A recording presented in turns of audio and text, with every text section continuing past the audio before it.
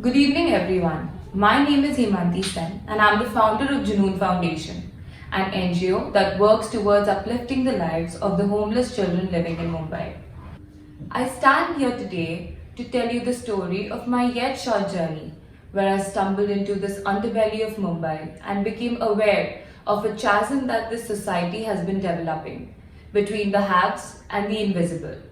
At this moment alone, there are more than 50,000 homeless children on the streets of Mumbai. Those who belong to the forgotten margins, those whom we walk past but do not see, since they remind us of our collective failure at providing them with a safe, nurturing environment to grow and live in. And that is precisely the work that we do, giving these forgotten children the tools to lead a better life and give them a chance to help them build their identities. I would like to start by telling you a little about my family. I come from a middle class family and have had a very comfortable life. My mother is a teacher and my father is a consultant. My brother is in his final year of college. I myself have completed my graduation in psychology and sociology and have been teaching children for the last 7 years. Partly as an elocution and drama trainer in different schools, and partly conducting after school classes for primary grades. In all these years, I learned a lot about children and their development. I remember when a student of mine in the first grade just wouldn't speak. She was very quiet and always kept to herself, because of which she didn't even have many friends. Her teachers had the same concern, that she was so quiet it was getting very difficult to even communicate with her.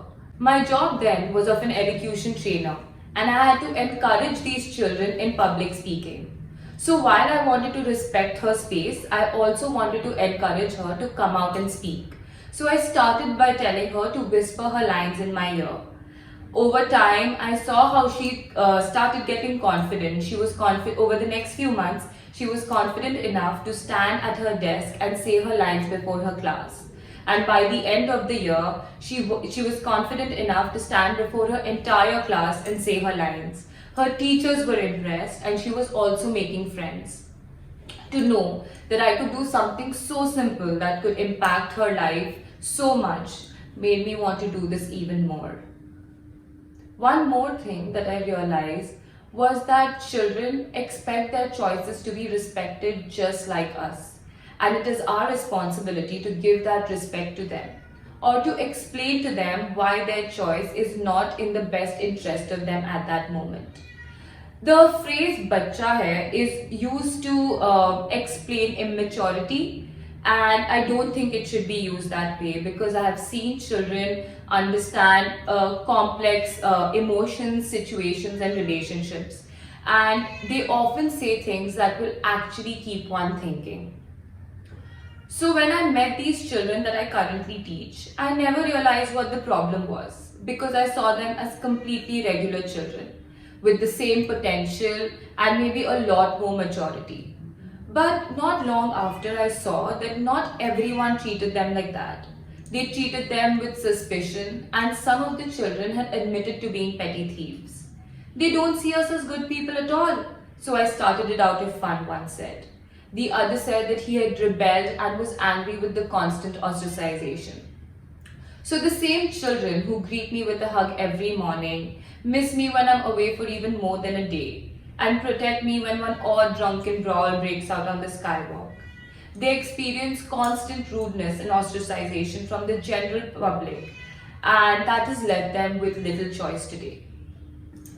Used and abused by their own lot, these children perpetuate to grow in a system where most ills are acceptable.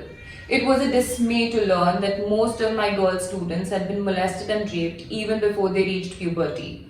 Most of the children are given various kinds of substances from the time they were babies. And since they can't harbor any grand dreams for the future, they have accepted this as their fate. And in this kind of overall scenario, school education is neither desired nor valued. So I knew I had to work harder. I started understanding where they were coming from and what they were lacking. Each day I saw what a little patience and attention could do to their morale and self-confidence, and watched with rapt joy their will to change and grow stronger every day. I think of them as my own, and I see them as my own, constantly trying to find best ways to help them. The literacy rate in India has had a sluggish growth over the last decade, even with the government constantly promoting different schemes for education. It was somehow not reaching the illiterate masses. The awareness about the importance of education and the government scheme is not too much amongst the people who need it the most. I knew I had to make them aware of their own potentials and the opportunities that lie ahead of them. And the best way to do this was by education. Like Benjamin Franklin says, justice will not be served until those who are unaffected are as outraged as the ones who are. I made up my mind to start Junoon in 2018 as a one-man show and set up shop to teach those homeless children in the hope of enrolling them into schools. All I needed were some notebooks, pencils, crayons, and a very open mind.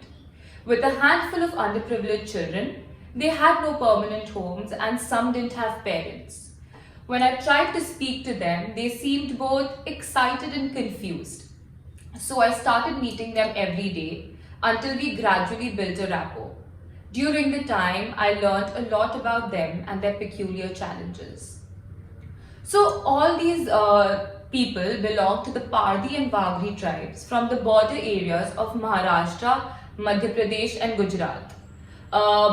Originally hunters and cattle breeders, these tribes were branded as criminal by the British Empire in 1871, along with 273 other tribes.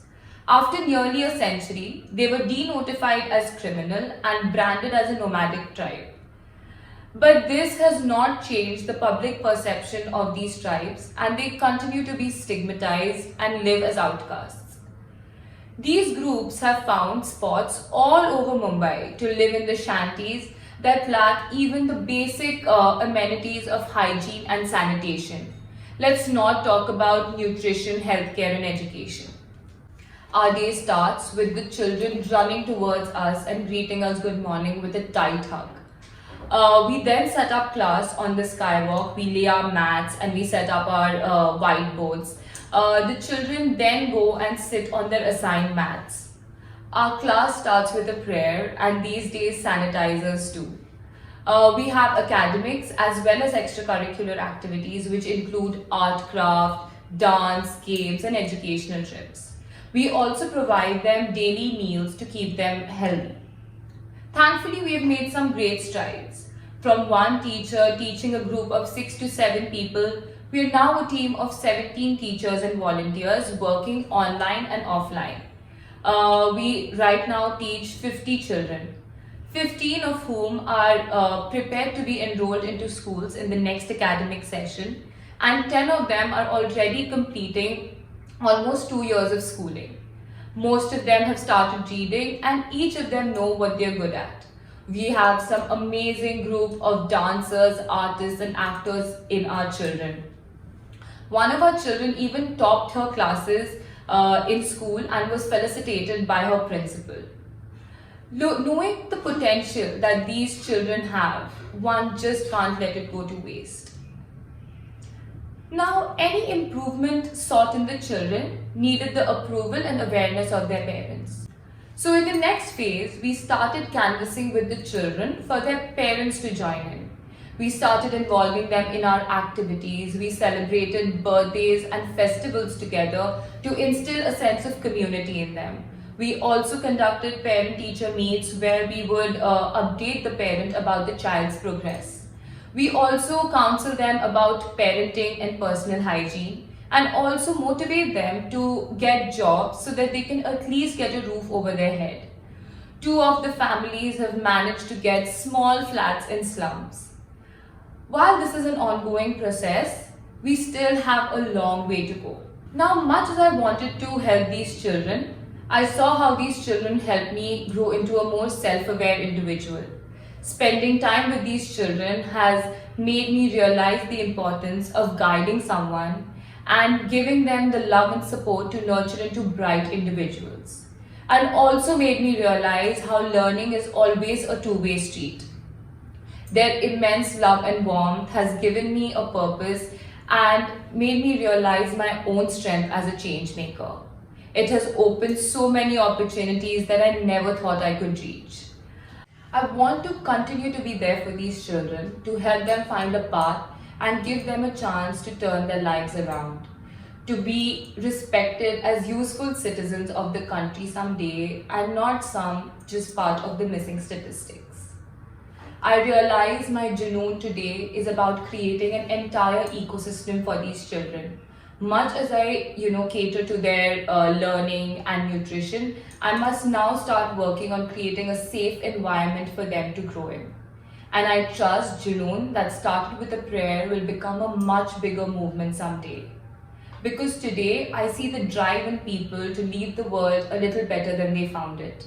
Here, I would also like to thank the entire team of Junoon for being so selfless and helping the children reach where they are, despite the challenges. And I would also encourage you all to go and interact with the have-nots of our society, because we have a lot to learn from them and they from us. May we overcome all the biases and prejudices of our society and become successful in channelizing the energy from these lost souls to light up the world like never before. Thank you.